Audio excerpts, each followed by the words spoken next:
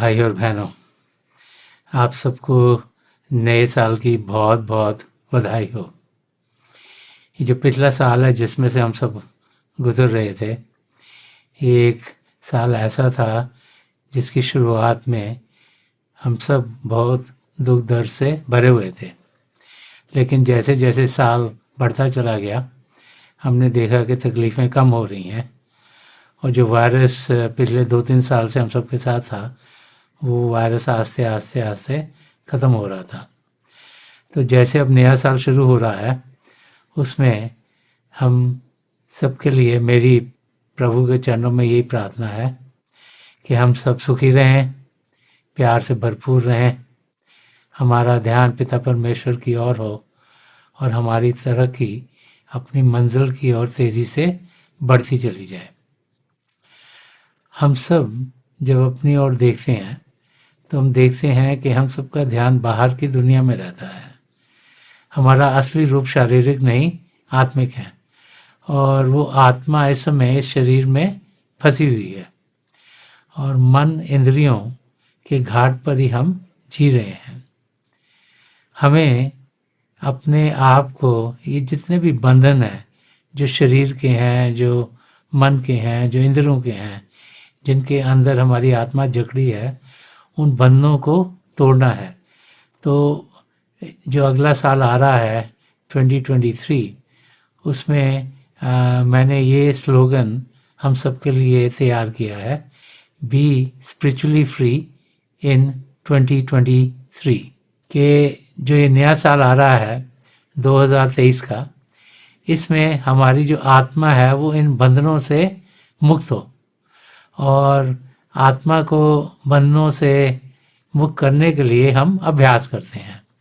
उसे हम मेडिटेशन कहें, भजन अभ्यास कहें, वो तरीका है जिसके ज़रिए कि हम असलियत का अनुभव करते हैं। इस समय जो हमारी आत्मा है वो ध्यान के ज़रिए बाहर की दुनिया में जा रही है।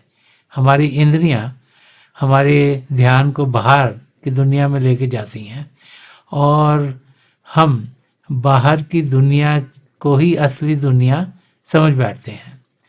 महापुरुष बार हमें समझाते चले आए हैं कि ये दुनिया जिसको हम असली समझते हैं, ये माया की दुनिया है। असलियत हमारे भीतर है। हमें अपना ध्यान बाहर की दुनिया से हटाकर अंदर की दुनिया में करना है। वो दुनिया जो रूहानी दुनिया है, वो दुनिया जो आध्यात्मिक दुनिया है, वो दुनिया जिसे स्पिरिचुअल दुनिया कहा गया है। हमारे अंदर प्रभु ने कई खंड मंडल बनाए हैं जिनमें हम जा सकते हैं।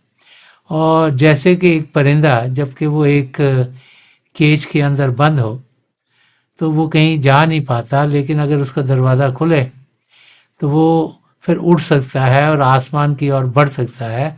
वैसे ही प्रभु ने हमारा ये शरीर जो कि पिंजरा है हमारी आत्मा के लिए, उसमें एक दरवाज़ा दिया है। वो द्वार जो यहाँ 2 आँखों के बीच में है, इसे 10वां द्वार भी कहा जा सकता है, सिंगल एंड थर्ड आई भी कहा जा सकता है, सीट ऑफ द सोल भी कहा जा सकता है। अलग अलग नाम अलग अलग भाषाओं में इसे दिए गए हैं। तो शिव नेत्र भी कहा गया है।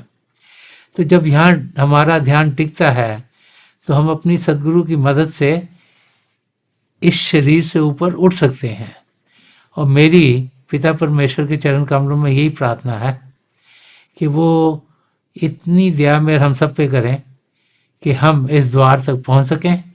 और जो पिछली सेंचुरी के महापुरुष रहे हैं, हजूर बाबा सावन सिंह जी महाराज, परम संत कृपाल सिंह जी महाराज और दयाल प्रसन्न दर्शन सिंह जी महाराज, इनके चरण कमलों में यही प्रार्थना है कि हमें ये अंदर की दुनिया में लेके जाएं, ताकि हम जो असली दुनिया है उसका अनुभव कर पाएँ, जो प्रभु की ज्योति और श्रुति है, लाइट एंड साउंड है, उसके साथ जुड़ पाएँ और उसके साथ जुड़ते हुए अपने सद्गुरु की मदद के ज़रिए हम सचखंड तक पहुंच सकें, ताकि जो भी बंधन हमारी आत्मा के ऊपर हैं, जो हमें इस दुनिया के साथ जोड़ रहे हैं, वो हट गए हों और हमारी आत्मा का मिलाप परमात्मा में हो सके। तो एक बार फिर आप सबको नए साल की बहुत बहुत बधाई हो। आप सुखी रहें, आपके घर बार सुखी रहें, आपका ध्यान प्रभु की ओर लगा रहे और नया साल आपको हर किस्म की खुशियाँ प्रदान करे।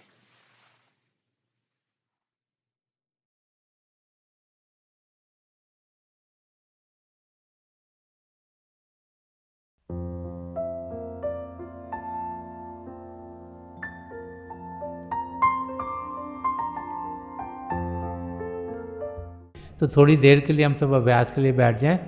आप जहाँ भी बैठे हैं आराम से बैठिएगा, अपनी आंखें बंद कर लीजिएगा। ये आई बॉल्स आँखों के डरने सीधे सामने फोकस हो, जैसे आठ तक सामने आप फोकस हो। आंखें बंद करते ही वो भाई बहन जिन्हें नाम की देन मिली आप सिमरन कीजिएगा। और जो भाई बहन यहाँ नए हैं, आप पिता परमेश्वर के किसी भी जाति नाम का जाप कीजिएगा। जाप मन ही मन करना, ऊंचा नहीं दोहराना। मेरी प्रभु के चरण कमलों में, और जो पिछली संचि के महापुरुषों हैं, हजूर बाबा सावन सिंह जी महाराज, परम संत कृपाल सिंह जी महाराज और दयाल प्रसन्न दर्शन सिंह जी महाराज के चरण कमलों में यही प्रार्थना है कि जो जो हम सबके लिए बेहतर हो ये महापुरुष हमें दें, हमें सबके साथ जोड़ें और हमारे भीतर प्रभु की ज्योत के हमें दर्शन करवाएं। थोड़ी देर में मैं आपको इस बैठक से उठाऊंगा और मेरी शुभकामनाएं आप सबके साथ हैं।